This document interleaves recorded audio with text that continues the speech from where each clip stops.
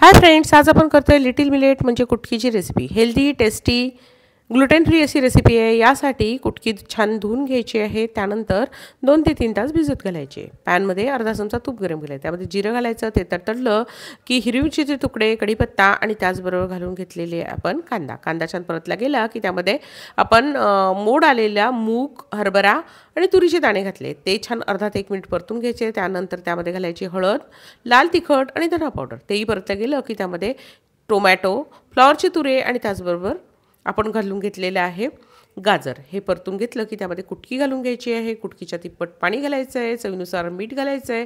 छोटासा गुळाचा खडा घालायचा आहे आणि गोडा मसाला घालायचा. कुकरचं झाकण बंद करायचं आहे. 3 ते 4 शिट्ट्या काढून घ्यायच्या आहे. कुकरची वाफ गेली की बघा आपली मस्त अशी कुटकी तयार आहे. वरतून कोथिंबीर पेरायची आहे की आपली मस्त अशी कुटकीची खिचडी किंवा पुलाव तयार आहे. नक्की करून बघा.